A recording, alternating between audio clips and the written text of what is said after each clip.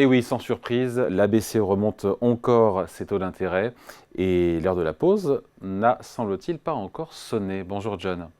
Bonjour David. John Plassard pour la Banque Mirabeau, j'ai envie de dire, et hop, 25 points de base de plus, huitième relèvement consécutif, un taux de dépôt de la BCE qui est à 3,5%, et Christine Lagarde qui ne compte pas faire de pause, contrairement à Jérôme Powell mercredi, elle l'a dit clairement en conférence de presse. Oui, clairement, mais alors, ce qu'il faut rappeler ici, David, c'est qu'il y a une différence entre le cycle inflationniste et économique entre les États-Unis et l'Europe. On sait très bien que l'Europe est en retard, donc l'Europe doit continuer à monter. On sait aussi que l'inflation est quelque chose qui est toujours mal maîtrisé en Europe. Alors, je ne dis pas que c'est bien maîtrisé aux États-Unis, mais les décélérations sont plus fortes aux États-Unis qu'en Europe. Et donc, évidemment, selon toute logique, la Banque centrale européenne doit monter ses taux. Voilà, et d'ailleurs Christine Lagarde qui a déjà annoncé le prochain relèvement de taux pour le mois de juillet, qui ne sera pas le dernier. Et en même temps, il y a toujours 6% d'inflation en zone euro. Oui, tout à fait. Alors, ce qu'il faut faire très attention ici, déjà, c'est que, et on l'a vu, vous savez, David, on en parle depuis plus de 2 ans de ces erreurs de politique monétaire. On sait très bien que la Banque centrale européenne et la Réserve fédérale américaine ont très, très mal lu le cycle inflationniste en disant que c'était de l'inflation transitoire. Vous savez, le mot était à la mode.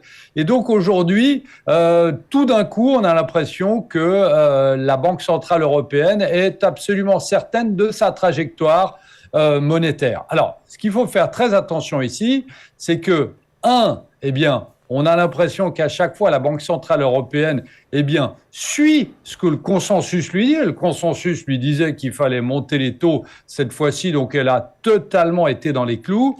Et le consensus parie aussi sur une hausse lors de la prochaine réunion. Mais où il faut faire attention, c'est bien évidemment que tout ça, c'est data dependent. Qu'est-ce que ça veut dire? Ça veut dire que c'est les données économiques qui vont faire bouger le consensus, qui va faire bouger la BCE, alors que normalement, ça ne devrait pas être ça. Et lorsque vous regardez, c'est ce qui a été très choquant pour moi hier lors de la réunion de la Banque centrale européenne, c'est les révisions. Et surtout les révisions d'inflation corps. Qu'est-ce que ça veut dire? Inflation corps, c'est hors énergie et nourriture. Eh bien, on passe sur 2023, c'est-à-dire sur cette année, de 4,6% à 5,1%. Donc on voit ici que on avait même mal maîtrisé les visions de la Banque centrale européenne, qui était quand même sur une inflation, ils avaient compris qu'il y avait de l'inflation, était aussi fausse à ce niveau-là et qu'il faut réaugmenter ces estimations d'inflation. Ouais, donc moins de croissance dans ces nouvelles prévisions de la BCE, moins de croissance, plus d'inflation. On est encore à 2,2% d'inflation en moyenne sur 2025. Ce qui montre Oui, le tout à chemin à fait. parcourir. Et puis, vous savez, David, on a l'impression de l'oublier puisque plus personne n'en a parlé. Mais vous savez, la zone euro vient de rentrer en récession. Alors, vous allez me dire que c'est une récession technique parce que c'est 2 trimestres consécutifs, c'est-à-dire le quatrième trimestre de l'année passée, le premier de cette année, et que l'Allemagne est aussi rentrée en récession technique. Donc, on est dans une situation, on se dit oui, ça fait partie du passé.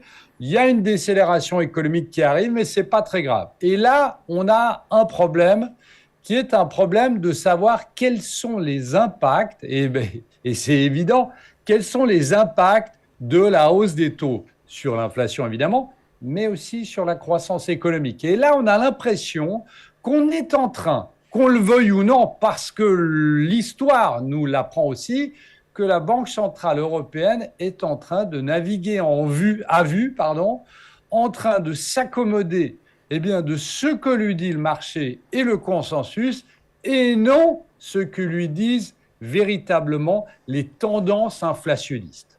Ouais.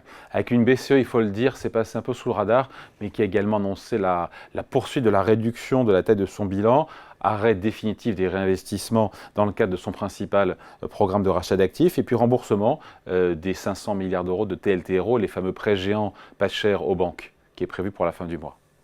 Oui, tout à fait, exactement. Alors ça, c'était dans les projets, mais ce qu'il faut savoir, c'est que pourquoi est-ce qu'ils font ça?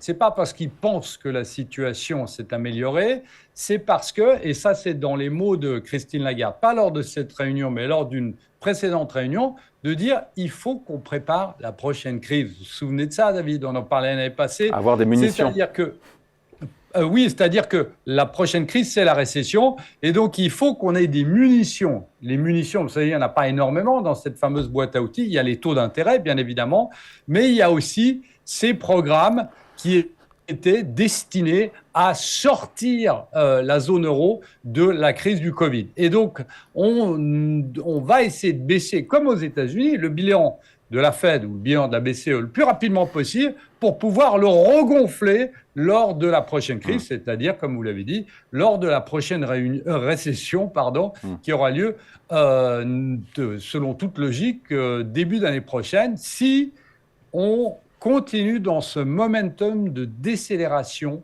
de la croissance économique. Bon, John, c'est pour quand la pause de la BCE? Le taux terminal, donc le taux auquel elle laissera sa dernière hausse de taux, puis le taux qui restera à un niveau que l'on verra pendant X mois ou trimestres, ce taux terminal, il n'est pas clair. Il est quelque part, on se dit, entre 3,75% et 4%. Mais même Christine Lagarde a dit en conférence de presse, nous le saurons quand nous y serons. Pas très clair. Ben voilà. Alors, vous savez, David, aujourd'hui, on a une chose, et si je prends l'exemple des États-Unis, je sais qu'on parle de la Banque centrale européenne, mais si je prends l'exemple des États-Unis, on a une énorme divergence entre le consensus et les estimations de la Fed. Il y en a deux, je le fais très rapidement. Il y en a deux. La première, c'est que vous avez 0 membre de la Fed qui parie sur une rentrée en récession en cette fin d'année, alors que le consensus parie sur une rentrée en récession des États-Unis en cette fin d'année. La deuxième divergence, c'est que la Banque centrale américaine parie sur 2 hausses de taux, alors que vous avez seulement 7% du consensus qui parie sur 2 hausses de taux aux États-Unis cette année.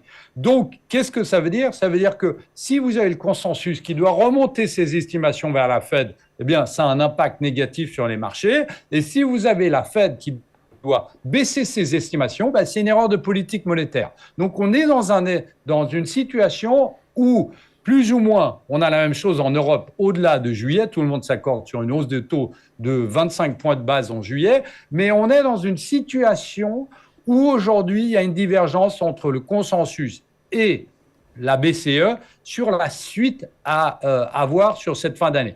Et souvent, ou quasiment tout le temps, vous avez une volatilité qui remonte et vous avez là une consolidation des marchés qui devrait arriver sous peu. Ouais, et de manière alignée entre, pour le coup, il y a cette opposition au marché Banque centrale, à la fois sur la Fed et à la fois, c'est intéressant, sur la Banque centrale européenne. Merci beaucoup, John Plassard, pour la Banque Mirabeau. Salut. Merci.